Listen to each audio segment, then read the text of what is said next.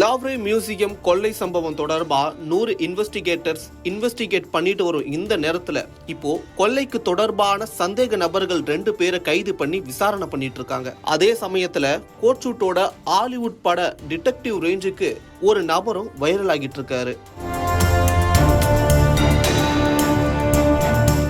உலகத்திலேயே ரொம்ப பழமையான பிரபலமான மியூசியமான லாவ்ரே மியூசியத்துல பல 100 கோடி மதிப்புள்ள கிரீடம், நெக்லஸ், நகைகள்னு கொள்ளையடிக்கப்பட்ட சம்பவம் பிரான்ஸ் அரசாங்கத்தை கதி கலங்க வச்சது. அது மட்டும் இல்லாம இது உலக அளவுல பேசும் பொருளா மாறி பெரிய அதிர்ச்சியையும் ஏற்படுத்துச்சு. மணி ஹெய்ஸ்ட் போன்ற சீரீஸ்கள்ல வர மாதிரி பெரிய பிளானோ பெரிய கேங்கோ இதை பண்ணல. ஒரு ட்ரக், ஒரு கேஸ் ப்ளோ டார்ச், ஒரு ரம்போ, 4 பேர். இதை விட ரொம்ப முக்கியம், இந்த ஹெய்ஸ்ட் மொத்தமாவே நடந்தது 7 நிமிஷம் தான். என்ன நடந்துச்சு, எப்படி இந்த ஹெய்ஸ்ட் நடந்துச்சு, இப்போ என்ன அப்டேட்னு பார்க்கலாம்.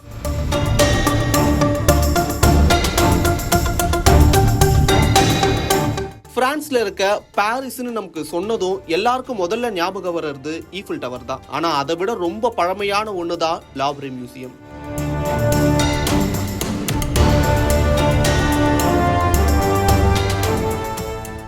பழங்காலத்து அரிய பொருட்கள் எல்லாம் வைக்கக்கூடியதுதான் மியூசியம். அப்படிப்பட்ட மியூசியமே ரொம்ப பழசுனா எவ்வளவு ஸ்பெஷல், அதை எப்படி பாதுகாக்கணும் அப்படின்றது நமக்கு எல்லாருக்குமே தெரிஞ்சிருக்கும். பாரிஸ்ல உள்ள லாவ்ரே மியூசியம் 1793ஆம் ஆண்டுல பிரான்ஸ் ரெவல்யூஷன் அப்போ பொதுமக்களுக்காக திறக்கப்பட்டுச்சு. 2025 இப்போ இந்த ஆண்டான நிலவரப்படி 232 ஆண்டுகள் இது பழமையானது.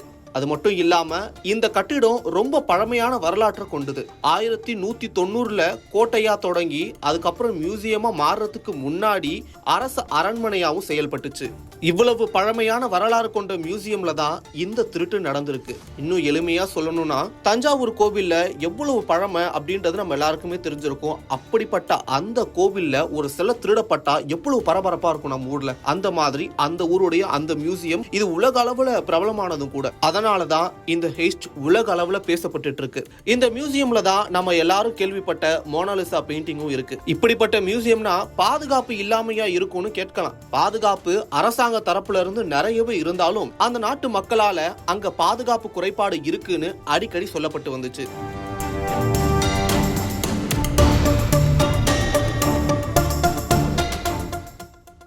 இந்த திருட்டு எப்படி நடந்துச்சு தெரியுமா? பட்ட பகல்ல காலை நேரத்துல 4 பேர் ஒரு லிப்ட் வச்சு வண்டி, அதாவது இந்த எலக்ட்ரிக் ப்ராப்ளம்னா நம்ம ஊர்ல எல்லாம் வந்து ஒரு வண்டி ஒரு மேல் லிப்ட் மாதிரி மேலே ஏத்தி அதுல இருந்து இந்த எலக்ட்ரிக் ப்ராப்ளம்லாம் சரி பண்ணுவாங்களே. சோ மரம் வெட்டுறதுக்கு நிறைய யூஸுக்கு இந்த மாதிரியான வண்டியை வந்து யூஸ் பண்ணுவாங்க. அந்த மாதிரியான வண்டியை வச்சு ஃபர்ஸ்ட் ஃப்ளோர்ல இருக்க, அதாவது மியூசியமோட ஃபர்ஸ்ட் ஃப்ளோர்ல இருக்க அப்பலான் கேலரிக்குள்ள லிப்ட் ட்ரக்கை வச்சு மேலே ஏறி ஒரு செயின்ஸா ஒரு கேஸ் ப்ளோ டார்ச்சை வச்சு ஓட்டைய போட்டு உள்ள போயிருக்காங்க.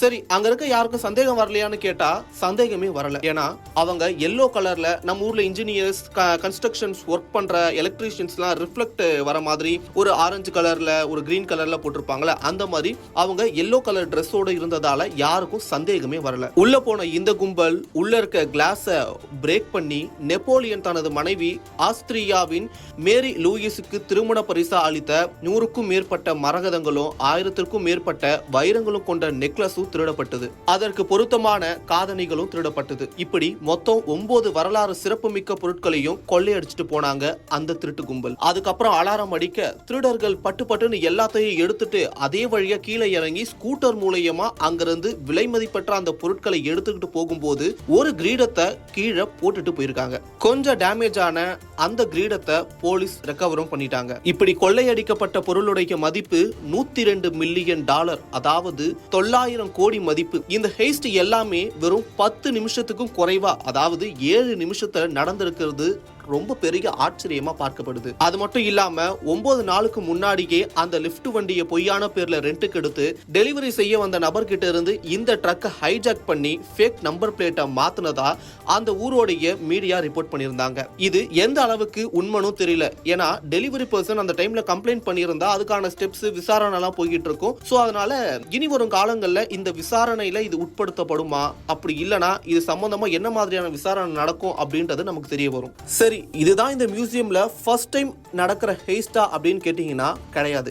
இதுக்கு முன்னாடி 1911 ஆகஸ்ட் 21 வின்சென்சோ பெரோகியா என்ற நபரால மோனாலிசா பெயிண்டிங் திருடப்பட்டு 2 வருஷ தேடலுக்கு பிறகு இத்தாலியில கிடைச்சது. அப்புறம் 24 மணி நேர பாதுகாப்பும் அந்த மியூசியமுக்கு போடப்பட்டாலும் ஏற்கனவே நான் சொன்ன மாதிரி அந்த ஊர் மக்கள் பாதுகாப்பு குறைபாடு இருக்குன்னு சொல்லிட்டே வந்தாங்க. அதுக்கேத்த மாதிரி கடந்த 2024 ஆண்டுல மோனாலிசா பெயிண்டிங்ல சூப் ஊத்தப்பட்டதும் பெரிய சர்ச்சையானது நம்ம எல்லாருக்குமே தெரிஞ்சிருக்கும். இது ஒரு பக்கம் இருக்க, இன்னொரு பக்கம் இந்த கொள்ளை சம்பவத்துக்கு வந்தோம்னா மியூசியம் பக்கத்துல போலீஸ் ஆபீசர்ஸ் கூட படத்துல எல்லாம் காமிக்கிற மாதிரி ஒரு பெரிய துப்பி, கோட் ஷூட்டு, கையில ஒரு கொடன்னு ஒரு நபர் இருக்க அந்த ஊர் மக்கள் எல்லாம் பயங்கரமான ஒரு டிடெக்டிவை இறக்கிருக்காங்கன்னு பேச ஆரம்பிச்சுட்டாங்க. அது சம்பந்தமான போட்டோஸும் வைரல் ஆகிட்டு இருக்கு. இன்னொரு பக்கம் இந்த கொள்ளை சம்பவத்துக்காக 100 இன்வெஸ்டிகேட்டர்ஸ் இன்வெஸ்டிகேட் பண்றதாகவும் இப்போ கொள்ளை சம்பவம் தொடர்பா சந்தேக நபர்கள் 2 பேரை கைது செய்யப்பட்டு விசாரணை நடக்குதுன்னு தகவல் வந்துகிட்டு இருக்கு.